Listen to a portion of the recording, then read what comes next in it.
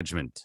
This radio show contains differing points of view on current political topics, and due to the nature of its contents, it should be heard by everyone.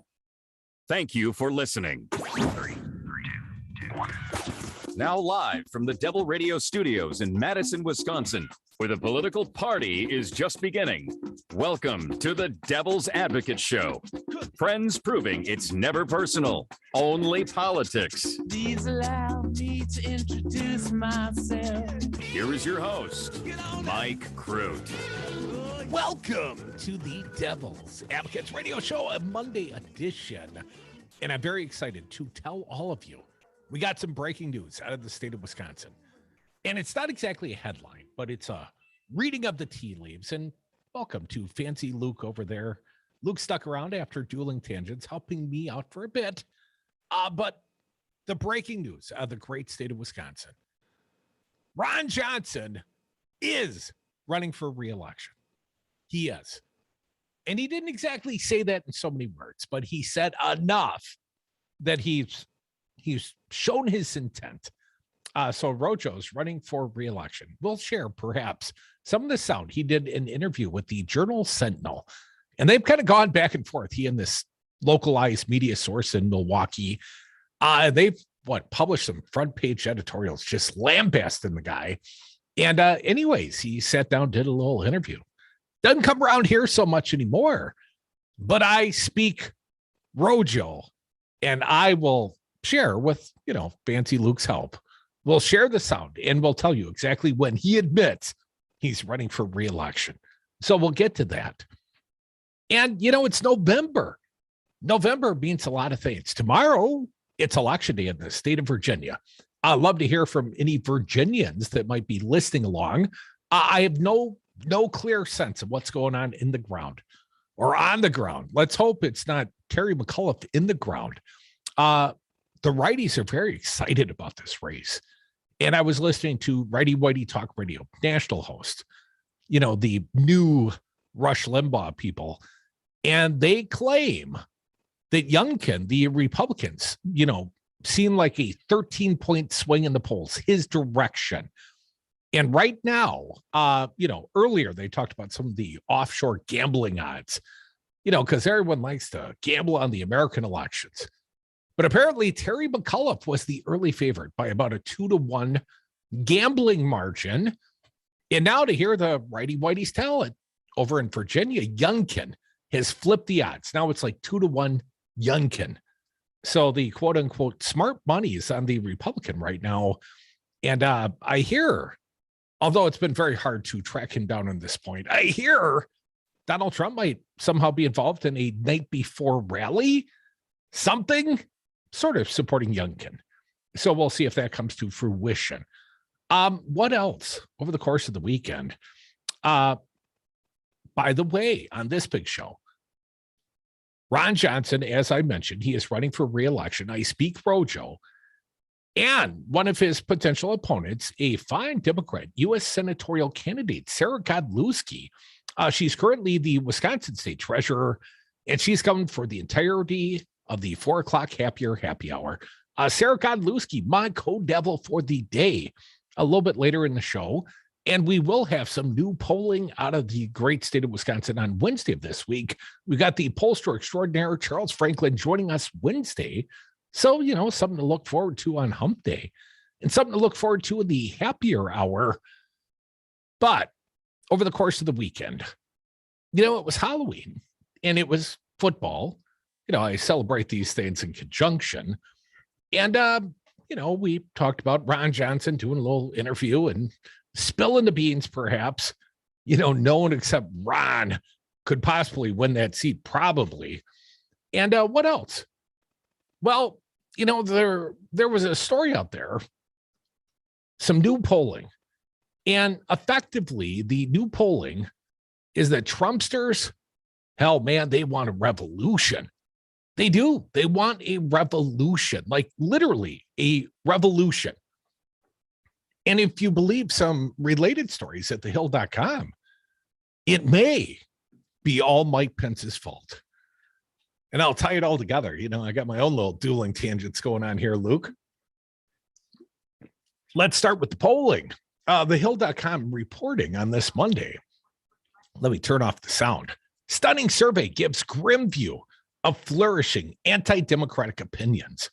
I've been trying to warn you people, if you listen with some regularity, and I appreciate when you do, try to give you warnings right here on the Devil's Advocates.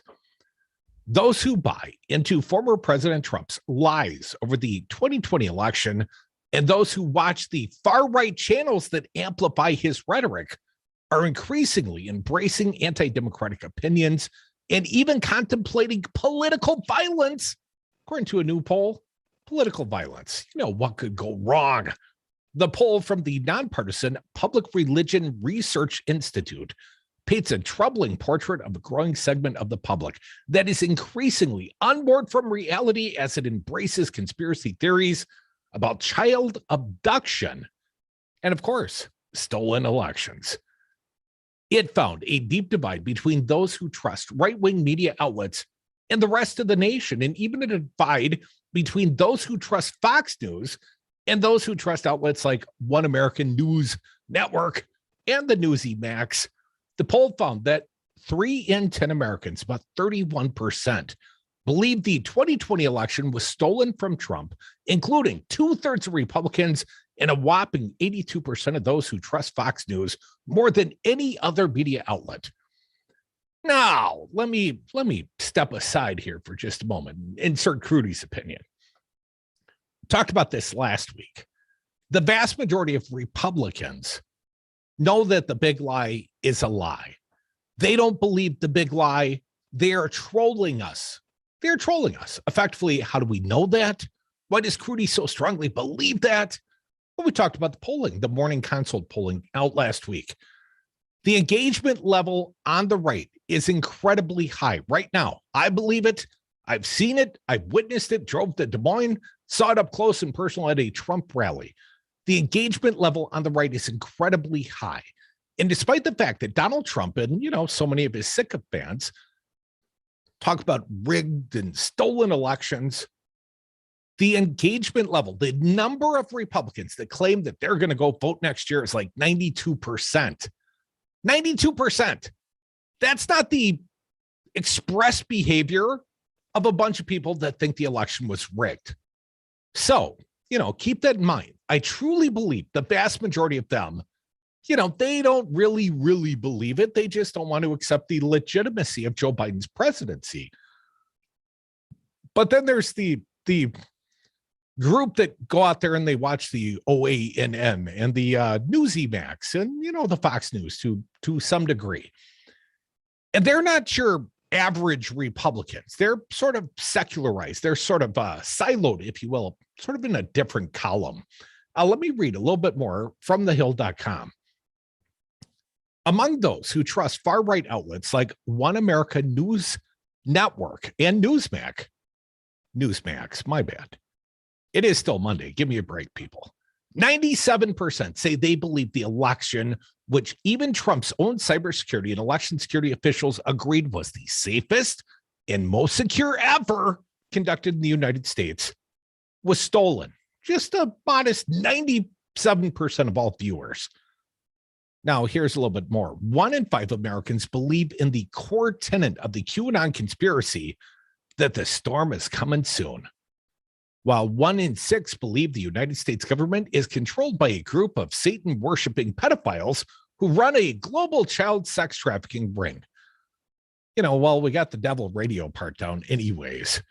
The same share, 18%, say they agree with the statement that America has gotten so far off track that true American patriots may have to resort to violence in order to save our country. 18% say violence. The poll found 30% of Republicans agreed that violence might be warranted. Only 30%, compared with 17% of independents and 11% of Democrats. And I'm wondering where you people are at. But those who buy into the farthest right media outlets are even more likely to contemplate violence.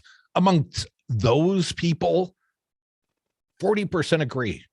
Might take a little violence. That's what Tucker says. Here's a quote from the pollster Robert Jones, the founder and chief executive of the Public Religion Research Institute. I'm not an alarmist by nature, but I'm deeply disturbed by these numbers. I think we really have to take them seriously as a threat to democracy.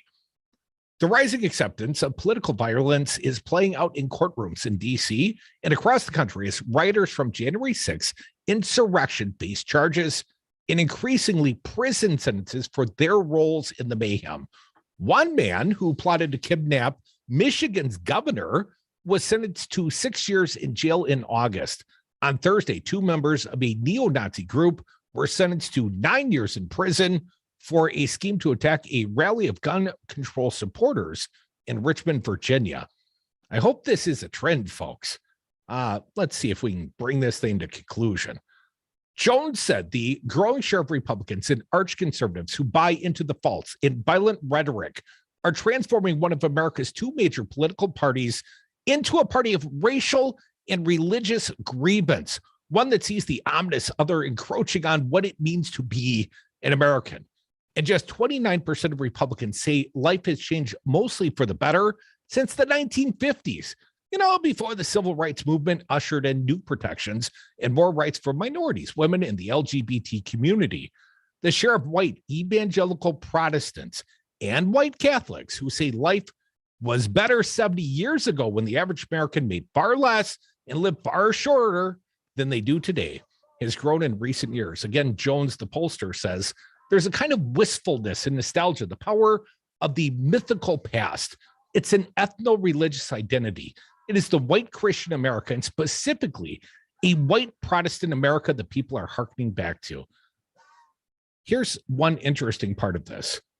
The poll found Republican voters far more likely than Democrats to argue that religious or nativist traits are important to being an American. 9 in 10 Republicans, but only 2/3 Republicans say, speak English. It's important to the American identity. Nearly 2/3 Republicans said being born in America and being a Christian are important to being an American.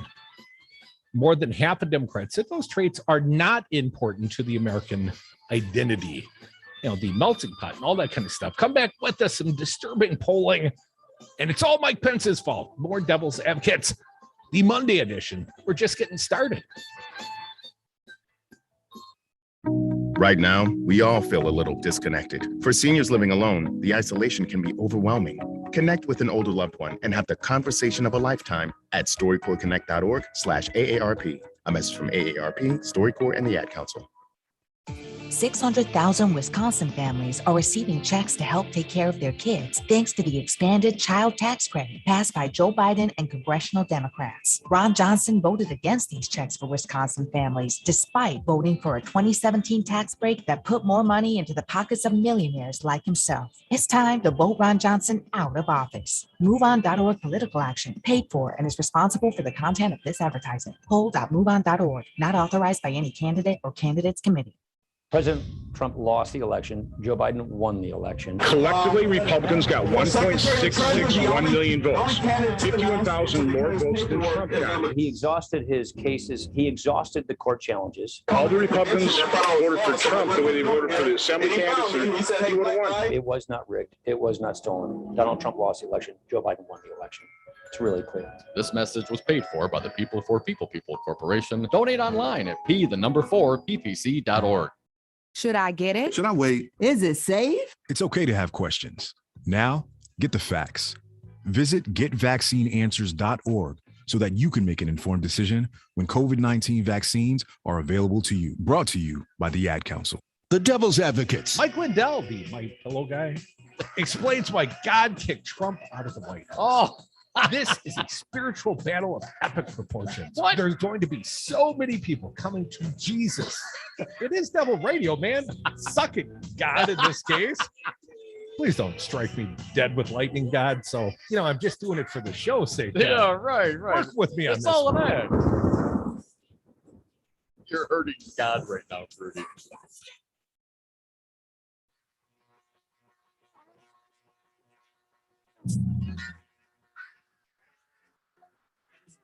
The Devil's Advocates. So relevant, they have 1 foot in tomorrow. Welcome back to the Devil's Advocates radio show. the Monday edition. Felt a little Peter Brady-ish there for just a moment. Want to take some of your phone calls today at 844-967-2789. You are encouraged to be a part of this big program. And I'm going to tell you why it's all Mike Pence's fault, at least here in just a little bit. But some of this polling, this troubling polling about sort of this propensity to violence, Republicans suddenly are thinking, we need a violent revolution. We need an uprising. Pitchforks and torches time in America. Let me read just a little bit more of this.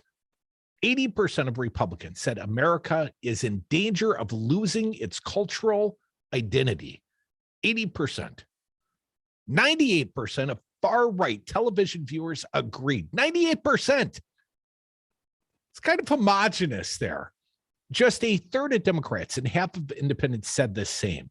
More than half of Republicans, 56%, said things had changed so much in America that they often feel like a stranger in their own country. Yeah, it gets stranger all the time around here. Just 31% of Democrats agreed. And more than half of Americans, including 55% of independent voters, and even 9% of Republicans, say the Republican Party today has been taken over by racists. Did you hear all that? Even, approximately 10% of Republicans call the Republican Party racist, while just 45% said the party is trying to protect America from outside threats. Well, that's not exactly a binary choice. Is it a racist party? But like 55% of Americans think it is. 44% said the Democratic Party, the other option, has been taken over by, you guessed it, socialist, a number that has not risen in recent years. Even though Joe Biden, the socialist, is the president? Well, anyways, they keep trying to sell that one. Trump, who based his first campaign on a pledge to end American carnage, and who rose to the pinnacle of the Republican Party, in which he remains today by pledging to build a wall on the Mexican border, is not entirely responsible for the transformation of Reagan's GOP, experts agree. Instead, some say that Trump took advantage of an environment of fear and angst that already existed, directed it towards the ominous other, and became something of a metaphorical bulwark himself. Here again is a quote. Jones, the pollster, Trump walked onto the stage that was already set. The set was painted, the props were there. He turned out to be considerably effective at using those props and strutting about that stage. But it's not a stage of his creation, Jones said. He metaphorically presented himself as a wall against these changes, and he presented himself as the only thing standing between his followers and a changing America. Only he could fix it. You remember that? A little bit more. The economic anxiety that some point to as the genesis of Trump's rise certainly exists, though it's an angst that crosses racial and demographic lines, and one that predates the pandemic. Now, this I find very interesting, folks. Here's the part, I think Bernie Sanders could have told us. More than 8 in 10 Americans said cost of housing and everyday expenses are rising faster than their income. 80% of Americans feel that way.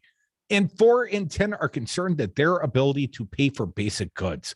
And I suspect that number might be higher.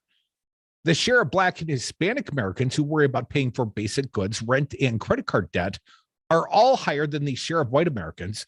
But 38% of whites say they too are worried about affording basic goods at a time when politicians and Trump most prominently are pitting groups against each other. Those anxieties manifest in the divides that are widening today, Jones said. One more quote. Americans are feeling the economic crunches, and they don't just see it as the result of the pandemic. That doesn't help turn the flame down on these cultural conflicts. It exacerbates them. If people are feeling like the pie is too small and it's a zero-sum game, that's not a great place for political compromise or finding common ground. This piece published at thehill.com. I appreciate the fine author, Reed Wilson. So a lot of polling out, and some of it's scary because people are willing to rise to the level of violence. But I always knew there were a certain number. There's a certain number out there that have that propensity. And they make me quite nervous. And hopefully they're listening to Righty Whitey Talk Radio and not us right now. But the other part of that survey, the economic angst that people are feeling out there in this nation. I mean, Bernie Sanders and the progressives are trying to speak to this angst. They're trying to propose solutions. They're trying to propose investments, right? 1.75 trillion. I think that's the new number I've heard, the newest framework for a deal I've heard. I'd love to be all excited today, folks. I'd love to tell you that we are going to help reduce, if not eliminate, the angst of so many Americans. You know, the act of Democrats delivering on this infrastructure bill will help to lower the angst and maybe lower the temperature in this nation. Maybe help us come together as people a little bit. But I'm not at all clear that we, the Democrats, are yet going to deliver on this deal because Joe Manchin, he's back at it. And now he wants the pre-negotiated, the smaller deal, the bipartisan deal. You know, doesn't even want to vote on the big deal yet. So we're back to a stalemate. We're back to a deadlock. And that is not delivering for the American people.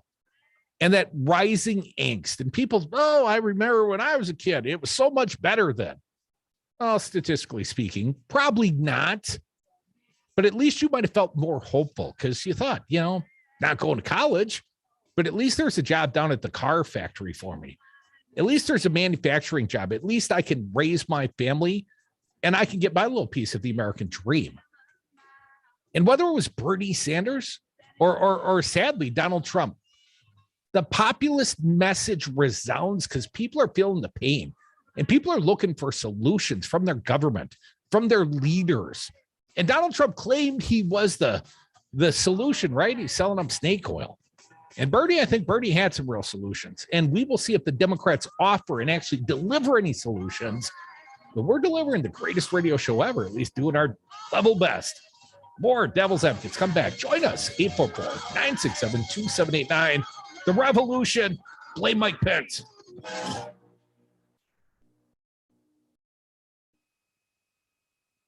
I find your lack of Devil Radio 92.7 disturbing.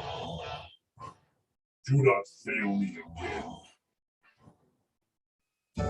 Hi, this is Brad from Zero Res. If you need someone to help with your carpet cleaning, business or residence, please give us a call. We have the best system available and an amazing team of friendly technicians. Call us at 848-9000 or schedule online at zeroresmadison.com. This is Chad Spate. Are you thinking about improving or expanding your home? At Chad's Design Build, we're committed to making your home comfortable, healthy, attractive, durable, and sustainable. In fact, those commitments spell our name. And we deliver these services with our outstanding team of professionals who will respect you and your home. Visit our website at chadsdesignbuild.com to learn more about how we are building a better world, one remodeled home at a time. Greetings, everyone. This is Nate Tim inviting you to my show, Lay of the Land, about life and politics in rural Wisconsin. Join me every Thursday at 7 p.m. for ideas, guests, and conversation on climate change. I'm Tim McGuire with an AP News Minute. President Biden apologizes for former President Trump's withdrawal from the Paris Climate Accord. I guess I shouldn't apologize, but I do apologize for the fact the United States, the last administration pulled out of the Paris Accord and put us behind. In his speech in Glasgow, Scotland today, Biden noted the U.S. will help developing nations and others reach carbon emissions reductions without delay. Right now, we're still falling short. There's no more time to hang back or sit on the fence or argue amongst ourselves. This is a challenge of our collective lifetimes, the existential threat to human existence as we know it. Nearly half of those questioned in an AP NORC Center for Public Affairs research poll fear the economy will get worse over the next year. Only 35% call the economy good, 65% say it's poor. I'm Tim McGuire. Did you know Prilosec OTC can stop frequent heartburn before it begins? Yep, I said before. Block heartburn at the source by taking the Prilosec OTC 2-week challenge. With just one pill a day, you get 24-hour heartburn relief. That's all day. Start the 2-week challenge today at prilosecotc.com and live heartburn free. Just 1 pill a day, 24 hours, zero heartburn. It's possible while taking Prilosec OTC. Use as directed for 14 days to treat frequent heartburn, not for immediate relief. Finding the right Medicare plan may feel impossible, but now it's anything but. With Walgreens Find RX coverage tool, you can compare plans online, over the phone, or in person, making Medicare easier than ever. Easier than picking which true crime doc to watch, figuring out that Wi-Fi password, or putting the duvet cover back on. So if you can do those things, with Find RX coverage, you can definitely Medicare. Find the plan that's right for you by visiting walgreens.com/Medicare.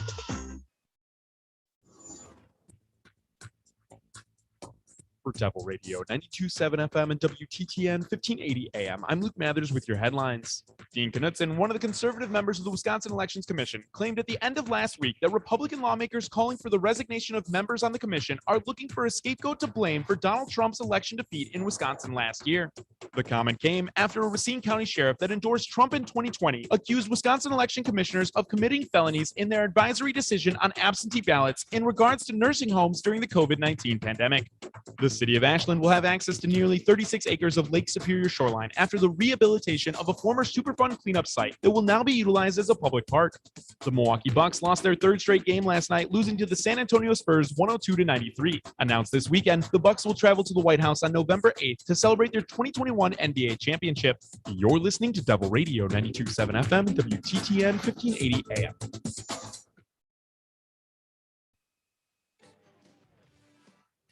The Devil's Advocates, political commentary from the back of the class. Welcome back to the Devil's Advocates Radio Show, the Monday edition. The headline here, I don't know if I believe it, but see if you do.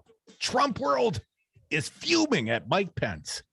He started the fire. He started the insurrection. At least that's the way they're now trying to play it. Also, we're going to give you evidence, at least I think evidence, the U.S. Senator Ron Johnson is absolutely running for re-election. And in the 4 o'clock happy hour, we're going to have a fine U.S. senatorial candidate. She is Sara Godlewski, Wisconsin State Treasurer, and she's going to join me. She's going to co-devil for the entirety of the happier hour. So stick around for that. But let me give you my rationale why Mike Pence might have started the fire. A new report reveals that while Vice President Mike Pence hid in the bowels of the Capitol out of fear for his life, big chicken, on January 6th, President Donald Trump's lawyer castigated him for not helping the administration illegitimately stay in power. Eastman's logic was straightforward. If Pence had helped Trump pull off his coup, the angry mob assembled by the president would not have turned to violence. You like that logic, people? If you had only gone along with our coup attempt, the people wouldn't have wanted to hang Mike Pence. Here is what the Washington Post is apparently reporting. The siege is because you and your boss did not do what was necessary to allow this to be aired in a public way so that the American people could see for themselves what happened. This was written by John Eastman, who represented Trump at the time. He wrote to Pence aide Greg Jacobs, according to a report from the Post. Eastman sent his email while Pence, Jacobs, and other public officials were under guard from rioters who had been egged on by Trump to never concede, show strength, fight, and show our Republicans how to display the pride and boldness that they need to take back our country. A lot of those strong words, those are direct quotes. As the rioters laid waste to the Capitol, some called for Pence to be executed. That's the old jolly hang Mike Pence cheer.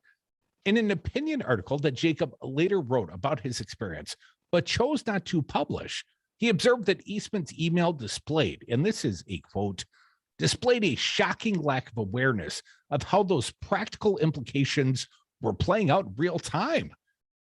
Apparently, if you're kind of close to the insurrection, you take it a little personally when a guy's saying it's your fault.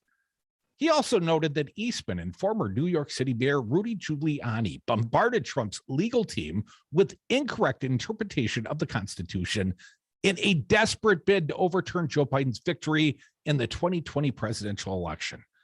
Now, here is a quote. This, again, an op-ed that Jacob wrote but never published. Now that the moment of immediate crisis has passed, the legal profession should dispassionately examine whether the attorneys involved should be disciplined for using their credentials to sell a stream of snake oil to the most powerful office in the world, wrapped in the guise of a lawyer's advice. Eastman confirmed to the Post that he had sent those emails, but denied that he was defending the violence, instead repeating the debunked claim that there was voter fraud.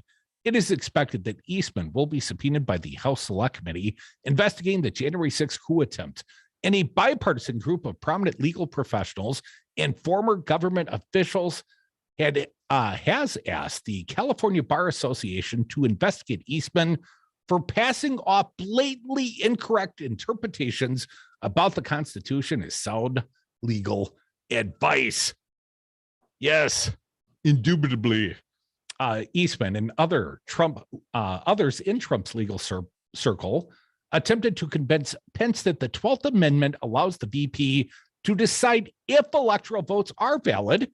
From there, he offered a range of options for Pence to invalidate the election, the most extreme of which would have had him outright reject enough votes from states that went to Biden in order to declare Trump as the winner. In fact, the 12th Amendment does not empower the president to nullify electoral votes, as doing so would allow any incumbent party to thwart democracy and stay in power if it loses a national election. The vice president's role in counting electoral votes is merely to preside over the proceedings, spread the results, and to maintain order. This is not the first account to the Chronicle how Pence, who cultivated a close relationship with Trump, fell out with the president by not supporting his coup attempt. Oh, not enough loyalty. That's going to get you in trouble. In addition to overwhelming Pence and his advisors with a multitude of legal arguments to overturn the election, Trump also berated Pence personally, went after his manhood. On the day before the riots, according to one report, he screamed, "I don't want to be your friend anymore." That kind of hurts, doesn't it? Stinks. I don't want to be your friend anymore. After Pence refused to budge on helping Trump with his coup. And, sort of off topic here, but got to remind people, who convinced Pence not to go along? Former VP Dan Quayle. Dan Quayle was the guardrail that may have helped save democracy. And then Trump, lit him up. I don't want to be your friend anymore. That's got to sting. I mean, really? Is that a threat? Trump shows no loyalty to anyone. I mean, anyways, being Trump's friend can cost you nothing but heartache, or his VP. Hell, it could get you killed. A little bit more here. Despite Trump's claim, he and his team failed to prove widespread fraud. Roughly 60 courts and 90 judges, as well as Trump's old attorney general and the entire Supreme Court unanimously agreed that Trump did not provide any evidence. That means none of having been robbed of the victory in the 2020 election. The group included dozens of Republicans, the judiciary that made those very same, no evidence rulings. No case alleging significant voter fraud in the 2020 presidential election has ever been supported by any legal institution in the United States. Even more, Trump has a long history of falsely claiming to have been cheated after losing in a contest, from being snubbed at the Emmys, didn't win the Emmy for hosting The Apprentice, and accusing Ted Cruz of cheating in the 2016 Republican primaries, to his spurious claims about the 2016 and 2020 general elections. Ted Cruz himself, bastard that he is, went to bat for Trump on the day of the riots, delivering a speech in which he urged Congress to lend credibility to the president's phony fraud claims through a commission modeled after the one following a contested 1876 election, one that helped cement the Jim Crow white supremacist governments in the South. While there had been other disputed elections in American history, Trump is the only president to flat out refuse to leave power after being defeated. His actions were even anticipated by America's first president, George Washington, who worried that an aspiring despot would manipulate partisanship to convince supporters to end democracy so he could win. Cunning, ambitious, and unprincipled men, Washington warned, might one day manipulate partisan sentiments to subvert the power of the people and to usurp for themselves the reins of government, destroying afterwards the very engines which have lifted them to unjust dominion. That Washington's got away with words. In June, Salon spoke with one of the survivors of January 6th. Survivor seems like a strong word, but, things could have played out quite differently. Eric Swalwell, Democrat from California, about his memories of the day. Here's Swalwell's quote. I was on the floor, and there are not many windows or vantage points outside the chamber. I'll never forget the uncertainty and the terror of knowing that there was a violent mob seeking to stop us from doing what we were doing, who were chanting that they wanted to kill members of Congress, and they were armed in a variety of different ways. When this is not part of the quote.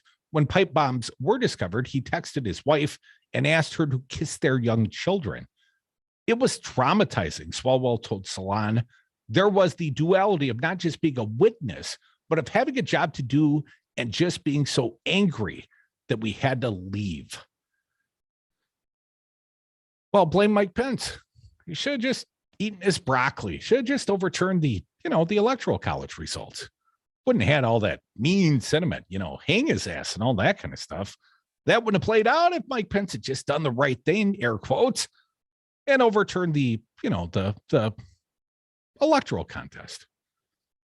844-967-2789. So that's your latest, at least as far as I'm concerned. There are other very important headlines of the day. I'm going to save some of these for the appearance of Sara Godlewski, who, again, is co-deviling with me after 4 o'clock Central Time today.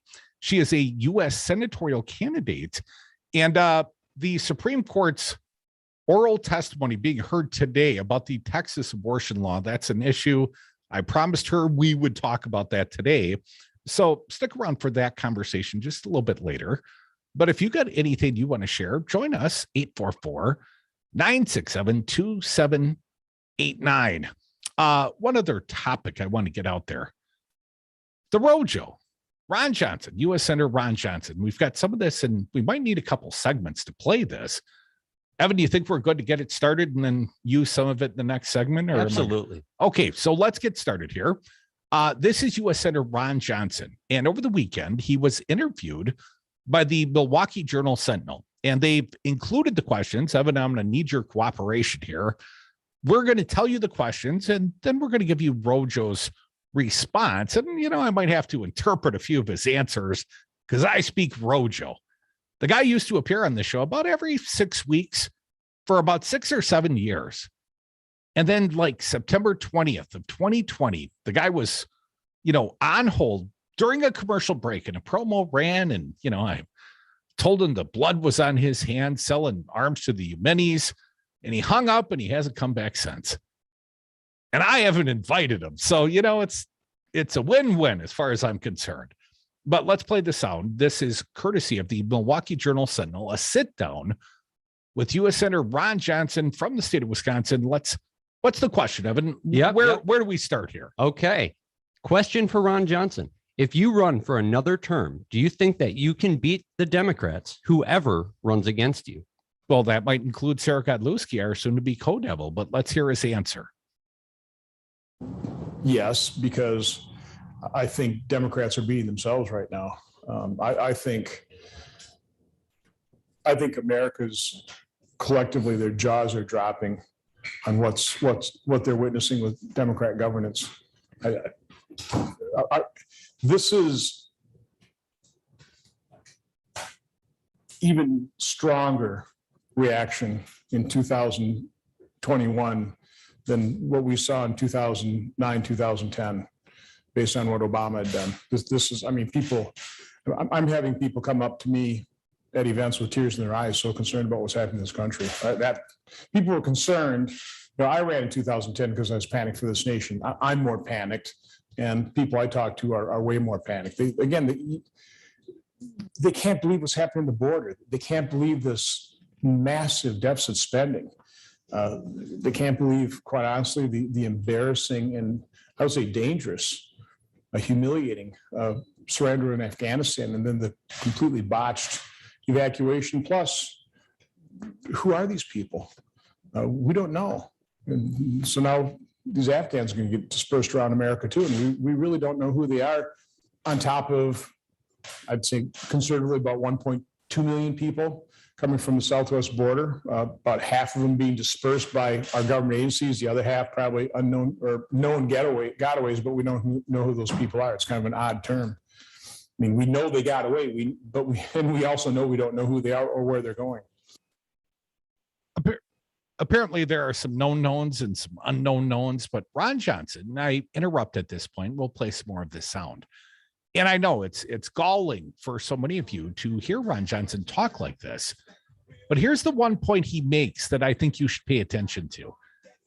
He's talking about the Tea Party and the buildup and the response to, God forbid, the first black president, and of course the Obamacare. And there was a uprising, and people went to the town halls and they lambasted their Congress people. And the next thing you know, people were scared to death. Republicans, especially, they won the governorship in the state of Wisconsin. They won, specifically Ron Johnson beat Russ Feingold, a pretty prominent progressive. And what Ron is warning us is the fire, the engagement level on the right. It is more than the Tea Party when they swept into power, and that power has lasted for 10 years here in Wisconsin. Count yourself warned, more devils. You let him try violin because you love him. And if you love him that much, love him enough to make sure he's buckled up and in the back seat. Find out more at nhtsa.gov/the right seat. Brought to you by the National Highway Traffic Safety Administration and the Ad Council. 600,000 Wisconsin families are receiving checks to help take care of their kids, thanks to the expanded child tax credit passed by Joe Biden and congressional Democrats. Ron Johnson voted against these checks for Wisconsin families, despite voting for a 2017 tax break that put more money into the pockets of millionaires like himself. It's time to vote Ron Johnson out of office. MoveOn.org political action, paid for and is responsible for the content of this advertising. Poll.moveon.org, not authorized by any candidate or candidates committee. You took the first step and quit smoking, but even former smokers may still be at risk for lung cancer. That's why SaveByTheScan.org wants you to know about a new low-dose CT scan that can detect lung cancer early. It takes only 60 seconds and could save your life. You took the first step, now take the next. Visit SaveByTheScan.org for a simple quiz to see if you're eligible and talk to your doctor about screening. SaveByTheScan.org is brought to you by the American Lung Association's Lung Force Initiative and the Ad Council. Here's today's STEM tip. Don't throw out that old plastic bottle. Repurpose it by turning it into an awesome terrarium. Just fill it with sand, pebbles, soil, and your favorite plant. It'll grow sealed right in its own ecosystem. Learn more at She Can STEM. A message from the Ad Council. The Devil's Advocates, rock and roll political commentary in a top 40 world. Do, re, mi, the first three notes just happen to Terrible. So many doubling drag. I can see listeners dropping off. Let's get some callers before we lose everybody. Betsy from Madison, you're up. That will bring us back to do. Terrible. Hey, at least we didn't do Edelweiss. 60% of the time, they're right every time. The Devil's Advocates. Welcome back to the Devil's Advocates radio show. Working in my second producer of the day. Thank you, Evan, for filling in for Luke, who was filling in for Fancy Brian. Everybody apparently having car troubles today. Sorry for all of your troubles, you good people that work around here on Devil Radio. But you're like the second producer in a week that's Rick rolled me, man. What are you doing? We don't play the Rick Astley unless there's a very specific, dedicated thematic reason for doing so, layers of the onion and all that kind of stuff. And I don't see any good reason to Rick roll Crudy on a Monday afternoon, man. I didn't even see it coming. Oh, Rojo's never going to give us up. Oh, Rojo said he was going to not run for re-election. He made that promise right on my big show. And apparently, and I think, all the signs are, Rojo is absolutely running for re-election. And, the opening question, can you beat the Dems? Yes. And then he tells you why the Dems are so god awful. And he did warn you. And I'm telling you, I've been trying to warn you as well. The engagement level on the right is way higher right now than it is on the left. And I appreciate it. I'm not chastising those that would choose to tune in and pay attention and be engaged. But I'm telling you, there's more people engaged on the right now. Let's get back to the interview. U.S. Senator Ron Johnson with the Journal Sentinel, this courtesy of them. They published this at their online, Journal Sentinel online. Let's continue the interview, the brief remarks of Rojo. Next What is question. what's the next question, Evan? If you run, what is your pitch for a third term? Why should anybody elect you? We have to stop what's happening here on a national level. We have to stop this march, this, down this socialist path. And again, I had no idea that retaining control of the Senate, regaining control of the House would be so crucial to do it. Joe Biden is not a moderate. But that's how he was sold. That's how he tried to sell himself. That's how the Democratic Party tried to sell him. That's how the news media tried to sell him. He's not. I mean, he or the people around him are governing from the radical left. You know what, Ron Johnson, I've heard people try to sell you as a moderate, and that's a no sale. Anyways, more from U.S. Senator Ron Johnson, courtesy of the Journal Sentinel. What's the next question, Evan? If you run, how do you explain breaking the campaign promise of having more than 2 terms? Wait till the end. He kind of changes. He reframes it. See if you notice. Play it for the people. I never anticipated the importance of continuing to uncover the corruption, but also this moment right here. This is crucial that Republicans retain this Senate seat. And I think just about everybody I talk to says I probably have the best chance of doing that, and that puts a fair amount of pressure on me to do that. No, I mean, look, when I made that pledge, when my wife and I made that pledge, that was our very strong preference. When we made the pledge not to run again, when my wife and I made that pledge, because actually to hear Ron tell it the last time around, it was all his wife pushing him not to run again. But now it's just a preference. It's a pledged preference, but America needs him on that wall. A little more Rojo. Play it for the people if you would.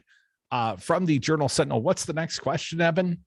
And what do you think? And do you think you're in the best position to win? Of course it's not just me. I think just about everybody I talk to. I mean, the political pros believe that. Does that sound like a guy who's not running for re-election? Yeah, everybody I talk to says I'm the best guy. America needs me, and this is the most important Senate seat in America, and can't lose this seat. So Rojo's running for re-election. If this comes as news to anybody, let me break the news. Ron Johnson's running for re-election. A little more sound? That's it. Oh, too bad. Enough broccoli for all of us. Perhaps time for your phone calls, though. 844-967-2789. Dick from Madison. Welcome to the big show, Dick. What do you got? Well, I struggle all the time with these people. You know how you're supposed to try and, I'm talking about Republicans now, understand them, sit down, break bread with them, see where they're at. And it's always back to the future with these guys, crew.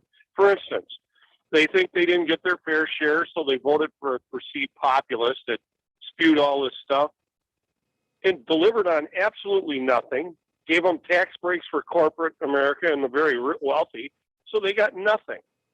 And then you move on to some of the other things that they pull high. They say even Republican people believe that climate change should be way, way up there. And then they'll turn around and want to double down on a clown that took us out of the Paris Agreement. But Dick, these are not. Help me out with this. They're not rational people. You can't. Well, they're not the same people, Dick. Saying.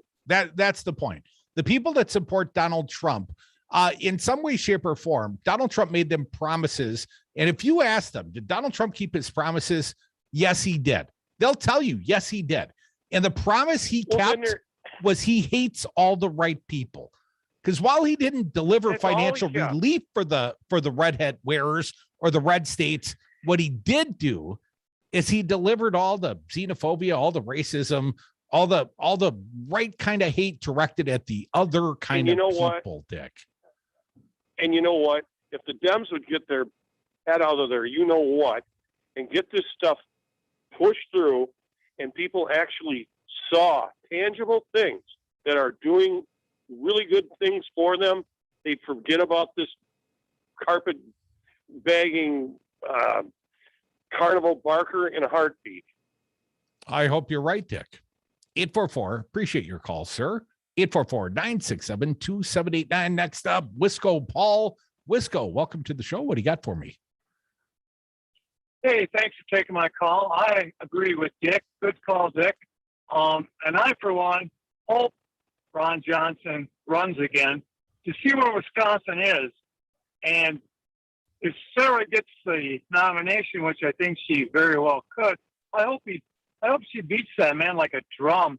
I mean, I hope he goes down by 20 points because the guy, I don't know where he's getting his information from, but I can't see Wisconsin backing him again. But I'm glad he's going to run, Crudy, and I hope Sara beats him when she gets the nomination. So, and again, Dick, my sentiments exactly. Carnival clown. Thanks, Crudy. Thank you, Wisco. No, I hope that Ron runs again. And in no small part, because, I feel like we've got some inside insights. We can lay out like 7 years of Ron Johnson interviews and the different stuff he said just to be in Dom. And some of it's a little damaging. It's a little worse than a Rickroll. So anyways, I can give you a little fodder if Rojo does indeed throw his hat back in the ring. And all indications are he's running, baby. That's what that little interview was. All the political consultant types tell me I'm the only guy. I mean, can you imagine the guy saying that publicly and then saying, no, I'm the right guy, but someone else, anybody else? Kevin Nicholson, he's running. Come back with us. A fine candidate for the U.S. Senate. She'd like to take on Ron Johnson. Sara Godlewski. She is the Wisconsin State Treasurer. She's a friend of ours. She's co-deviling all through the happier 4 o'clock happy hour. Come back for it.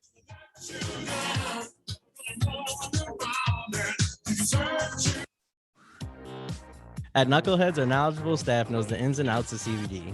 Whether you're a veteran of cannabis like the Double Radio team or a first-time customer, the Knuckleheads team has the information to answer all your CBD questions.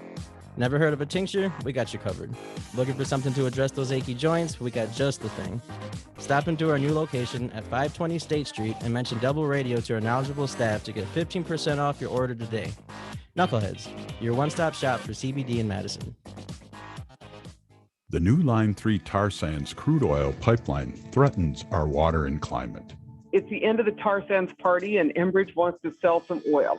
Tar sands is the dirtiest oil in the world, so they really put our Great Lakes water in peril. The environmental permitting for this process is a joke. The line was shoved down our throats, and that's wrong. And we're still fighting it, and it's brutal. They should do an environmental impact statement on this project.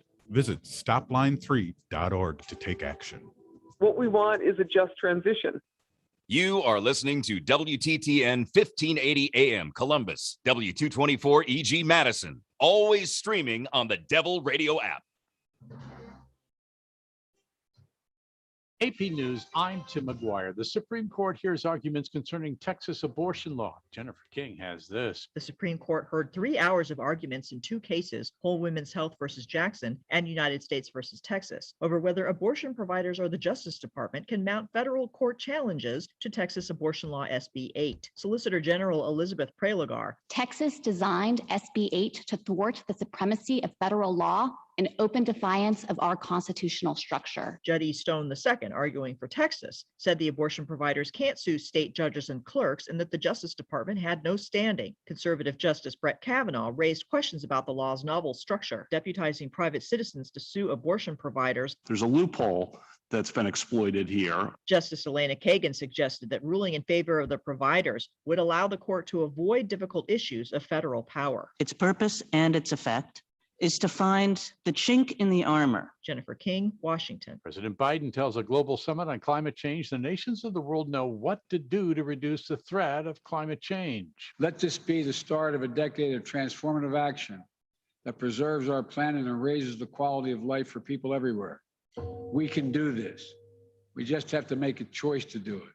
So let's get to work. Rachel Cletus, Union of Concerned Scientists Political Director for Climate and Energy, says while the addresses by Biden and others were great, time for speeches is over. It's time for action. This is really bad.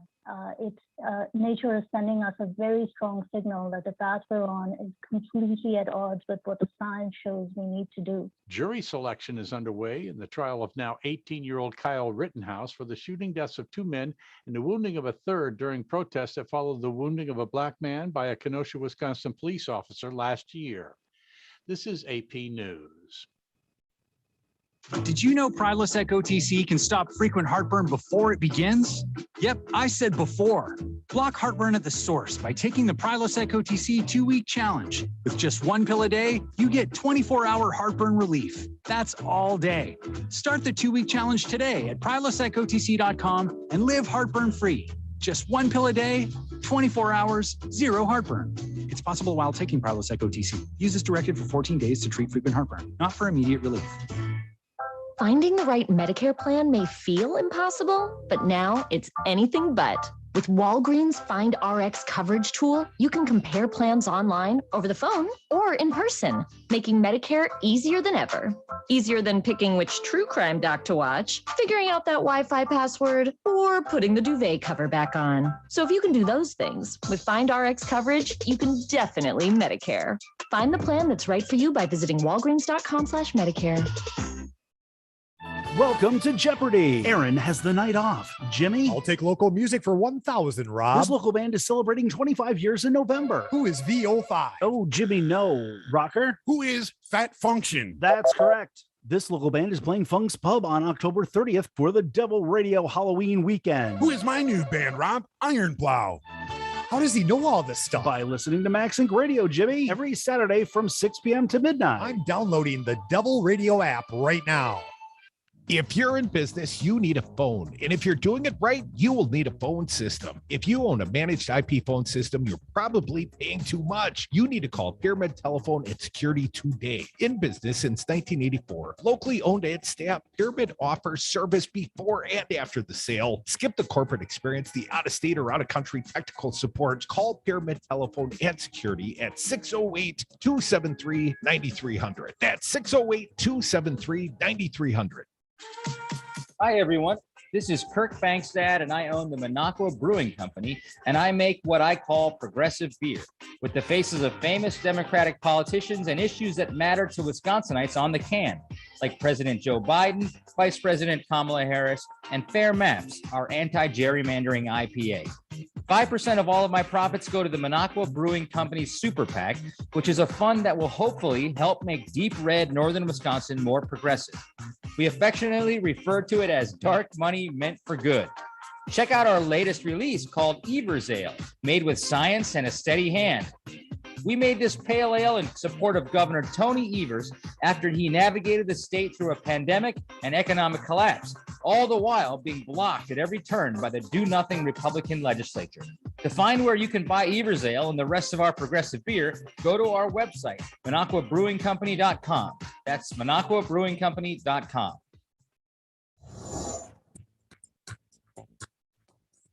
For Devil Radio, 92.7 FM and WTTN 1580 AM. I'm Luke Mathers with your headlines. On Friday, a federal judge did not issue a preliminary injunction in a lawsuit brought by Wisconsin's 6 Ojibwa tribes to halt a second wolf hunt this year from being held in the state. The tribes argue their treaty rights are being violated due to hunters blowing past the quota set for the February wolf hunt, killing 99 more wolves than the state licensed. The federal judge did not issue a preliminary injunction due to a Dane County district judge halting the case in state court on October 22nd. The Wisconsin Badgers football team beat the 9th in the nation Iowa Hawkeyes on Saturday 27-7. The defense forced 3 turnovers, had 6 sacks, and held the Hawkeyes to a mere 24 rushing yards. Partly cloudy skies in the forecast today with winds up to 20 miles an hour and a high of 47 degrees. Slight overcast expected to continue into the evening with an overnight low of 27 degrees. You're listening to Devil Radio 92.7 FM and WTTN 1580 AM.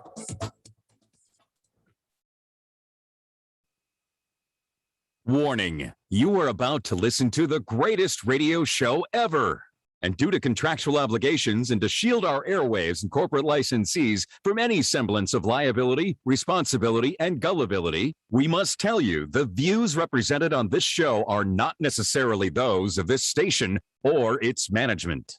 This radio show contains differing points of view on current political topics, and due to the nature of its contents, it should be heard by everyone. Thank you for listening. Now live from the Devil Radio Studios in Madison, Wisconsin, where the political party is just beginning. Welcome to the Devil's Advocate Show. Friends proving it's never personal, only politics. Please allow me to introduce myself. Here is your host, Mike Crute. Welcome back to the Devil's Advocates Radio Show. We are sliding into the Monday 4 o'clock happy hour, and I'm happy to announce I've been joined by a fine co-devil. She is U.S. senatorial candidate and Wisconsin State Treasurer Sara Godlewski. Sara, welcome to the Madison Studios. Welcome, my co-devil for the hour. Well, thanks, Mike, for having me. I will tell you, I didn't realize it was officially a happy hour because I would have brought you at least some good beer. We have some good beer in the fridge. We try to be prepared. We're Boy Do you have any Scouts. Minocqua Brewing? Like, do you have any Certainly, Tammy Shandy or anything like that? The Minocqua beer gets drank quickly, but we've stocked up with a little spotted cow. I'm sure we've got a cow in there if you want one. You let us know. Sara, here's how I ended the last hour. Okay. Ron Johnson is running for re-election. He said everything short of that to the Journal Sentinel over the weekend. Yeah. And I mean, when you get up there and say, well, I've talked to all the consultants and they say I'm the best candidate, that's not a guy who's getting ready to say, but I'm not going to run for re-election. So, Sara, we've long suspected this is the case. Do you share my opinion? Ron's running for re-election? Yeah, I actually do think Senator Johnson is running again, Mike. And I'll tell you for a few reasons. I mean, for starters, he's raising significant amount of money. I mean, this guy is not just sitting on the sidelines. He is engaging. And we saw that with Donald Trump. I mean, he's working with Donald Trump, raising money from the Trump base. And that stuff, I think, has an impact. You know, the other thing I find interesting is that he's attacked me in this race. I mean, when I was proposing a wealth tax, he was like, oh, no, we can't have big bad tax and Sara in the U.S. Senate. And so why would he attack me, an opponent, if he wasn't running for the U.S. Senate? So I think these are things that we have to ask ourselves. And in my mind, Ron Johnson's running for this seat. And Sara, the fact that he doesn't have a campaign staff in place, that seems insignificant. I mean, he's got money in the bank. He can hire at any time, right? Yeah, he's not going to have any problems. I mean, the guy's already run twice. He's got kind of an infrastructure in place. He's not starting from scratch. So I think he's ready. And look, like, we underestimated him in 2016. I mean, remember 2 weeks before the election in 2016, everyone said, Ron Johnson's not going to win. Russ Feingold's our guy. Mitch McConnell even pulled out and said, there's no way that this guy can win. And he was the highest vote getter in 2016. And so I think we can't underestimate him. And he's used to kind of playing these games. Well, Ron has certainly been underestimated by every Democrat, I would say, in some way, shape, or form. Because I never would have seen a guy like Ron beating a guy like Russ Feingold, a Rhodes Scholar, twice. Right.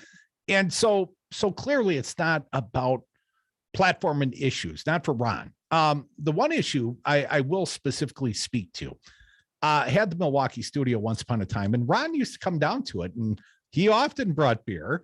But what I would say is he came bragging in 2017 about these new tax cuts.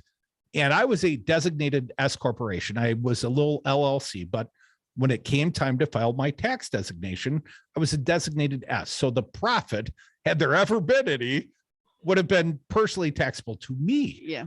And as part of the big Trump tax cuts. And Ron Johnson came out and basically said, I'm a no on these tax cuts. And this is when they thought they had all the Republicans in line. And Ron said, no, I'm a no, unless designated S corporations get these tax cuts, these specific lowered tax rates, because it's all about the little guy.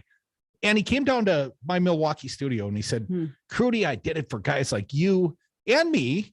And he was also a designated S corp. But what he failed to mention is he also did it for people like the U Lines and the Widow Hendricks, Those two families, Sarah, and you know this, specifically benefited from that tax cut, $215 million in a single tax year. Yeah. And they turn around and give Ron $21 million back. Yeah. That's quite a return on investment of a U.S. senator. So let me ask you, the specific tax policies, that is one thing that Ron had pushed as a policy. Sarah, are we going to reverse these policies? Where would you advocate in terms of taxation? Well, for starters, we have to stop giving tax cuts to the wealthy 1% and for corporations. I mean, to your point, the fact that we were giving the Amazons of the world these tax cuts is nuts. I mean, that's not helping the little guy and gal at all. And we know who was paying for this at the end of the day. It's the middle class. And so when I look at what we are doing right now, I mean, look at the Democrats. What are they proposing in this infrastructure bill, for example? Extending the child tax credit. What do we need to start doing? Making sure that we actually tax less the middle class and do more when it comes to corporations and to wealthy Americans. You know, something that I think we have been trying to get our hands around, and a senator that I have a lot of respect for, Senator Wyden, who chairs the taxation committee in the U.S. Senate, is, I mean, you think about it. Let's talk about, what do wealthy folks do? They buy investments, and those investments grow. And we don't tax necessarily that growth. It's not until they sell that, for example. And so how are there ways that we can start thinking through taxing wealth for what it's worth? Well, Sarah, let me interrupt you there. And I don't mean to be impolite. I've heard the Mitt Romneys and the Elon Musks, they push back. Well, how can you tax me on something that has not yet been realized? A capital gain that hasn't yet been sold is unrealized gain. So they have a point. Under the current tax codes, I'd point out Elon Musk has received billions of dollars in federal subsidies. So, you know, a guy who's crying poverty when it's time to pay the tax man is a little disingenuous. But it goes contrary to the current tax codes. Yeah. And you have a guy like Romney or a guy like Elon Musk saying, well, you know, that disincentivizes the very wealthy. Well, no one really starts a company and thinks, I'm going to be the richest man ever. Right. Maybe somewhere in your dreams you aspire to that, but people start companies because they think they've got a good idea or a better product or service. Right. And then if they get rich at it, that's the fringe benefit. You don't start the company predicated on tax policy generally. So, Sarah, how do we capture that, if not through a billionaire tax that we know the mansions don't want? And even if you join the U.S. Senate, it's still going to be a narrow margin, Democrats hopefully with the lead. Yeah. So, Sarah, what is the right formula to try and reel in this disparate wealth? I mean, I think, to your point, Mike, it goes back to, one, we do have to do a billionaire tax. We just have to have, whether it is thinking through it as an additional flat tax or something, but there has to be something that's there. I think the other thing goes to these corporations and how we are thinking through just where tax credits are given, for example. I mean, you look at oil companies right now, they are making still millions and billions in profits, but yet they still get $30 billion in tax write-offs. Fossil fuel companies. And we right now are at the summit in Glasgow trying to actually reduce our emissions. I mean, this is to me a no-brainer. Why haven't we eliminated those types of tax incentives for wealthy corporations? And so I think that's just the tip of the iceberg. We've seen the same thing with pharmaceutical companies. We give pharmaceutical companies these significant write-offs, but we're the ones that are oftentimes paying for their research and development. And yet at the same time, we're not allowed to negotiate our drug prices, and our pharmaceutical costs are astronomical. I mean, I was talking to a guy who was telling me he skips taking his prescription drugs because he can't afford it anymore. We're the wealthiest country in the world, Mike. And so I think yes, it is about making sure that we are taxing these billionaires, but it's also looking at the incentive structures that we have in place that I think are actually perpetuating things that don't align with our values as Americans, whether it's fighting climate change or making sure that healthcare is affordable for everybody. You know, we've got new polling out that shows there's a certain segment of the American people that are ready for violence. But reading deeper into that poll, there's a lot of anxiety about desperate incomes in this nation. I was a Bernie guy, and I think in some small way, Donald Trump stole that populist message. and he stole that thunder that Bernie had going on out there. And Bernie was talking about, the working stiff in this country is carrying a disproportionate, especially tax burden. When people talk about being taxed enough, it's the average middle-class person is taxed far more than they ever were. The corporations used to pay a third of all the taxes in this nation. Now under the new Trump tax cuts, I think it's 5.5%. Well, Sarah, Amazon as a corporation pays less than their lowest paid worker does as a percentage of income. So let me throw a specific one at you. 15% international baseline tax. I know Joe Biden's talking about this at the G20. Is that a solution? And is it enforceable, or will Ireland or somebody else just create a carve out and say, well, we don't go along? I mean, I think there's always folks that are going to try to work the system, but I think we have to establish a baseline, like whether what Joe Biden is proposing as 15%. But I think the other thing is thinking about what you're getting to, Max, is also Mike, how do we hold companies accountable for wage equity, for example?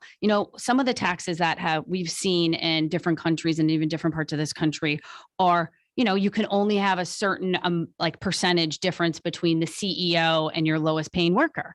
And if it's, times 200%, you're going to get taxed for that, or you're not going to get incentivized for that. And so I think there are ways that we should be thinking about using the tax code as a stick, but also as a carrot in different ways, whether that is, for example, income inequality and addressing that, to stopping fossil fuels from being produced when we're giving them a huge tax write-off. Well, Sarah, tax policies have changed dramatically. And I, as a small business owner, I like to think I'm playing in this big pool with tax policy, but I'm not. I'm insignificant, and we're almost out of time. So we'll come back and we'll talk a little bit more about this. But I would say that once upon a time, the good old days that so many Trumpsters, so many Americans harken back to, those were the days of high corporate taxes. And those were the days where corporations, the incentive was to reinvest in your corporation, reinvest in the payroll, reinvest in the people, because you couldn't cash it out. Right.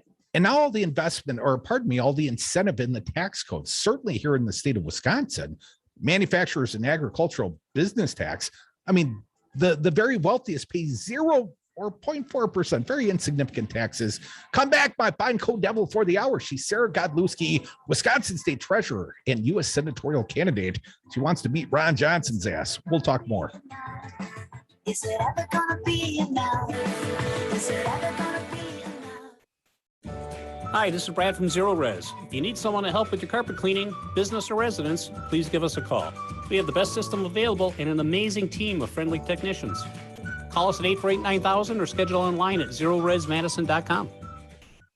At Chance Design Build, our tagline is building a better world, one remodeled home at a time. Simply stated, we want to be a part of the solution to leave the world better than we found it. That's why we've invested in a 20 kilowatt solar array, which provides over 90% of our electrical demand at our shop, office, and design studio. And that's why we invest in local causes which provide opportunities and which confront structural inequality. At Chad's Design Build, we are proud to partner with you, building a better world, one remodeled home at a time. Hey, I'm here from Knuckleheads. Have you seen our new location yet? Come on down to 520 State Street for all your CBD needs. We have a huge selection of gummies, oils, and a variety of other CBD products. We also have a gigantic walk-in humidor. The knowledgeable staff at Knuckleheads will work with you to find exactly what you need. Mention Double Radio at checkout to get 15% off your next order. Knuckleheads, now at 520 State Street. We'll see you there. President Trump lost the election. Joe Biden won the election. Collectively, Republicans got 1.661 million votes, 51,000 more votes than Trump got. He exhausted his cases. He exhausted the court challenges. All the Republicans voted for Trump the way they voted for the assembly candidates, and he would have won. It was not rigged. It was not stolen. Donald Trump lost the election. Joe Biden won the election. It's really clear. This message was paid for by the People for People Corporation. Donate online at p4ppc.org. Hey everyone, Jason Hafman here, your host of Let's Get Local, the Dane by Local radio show. Catch us Saturdays at 11 a.m. right here on Devil Radio 92.7. From Columbus to Fox Lake, Devil Radio on WTTN 1580 AM is essential radio to get you through your day.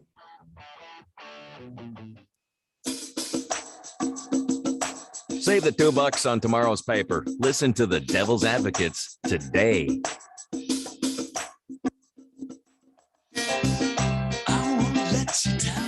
Welcome back to the Devil's Advocates Radio Show. This song, the selection of my fine co-devil for the hour. She is Sara Godlewski. She is a U.S. senatorial candidate, and you may know her. She is the Wisconsin State Treasurer. Sara, thanks for coming in studio and playing along, enjoying this so far.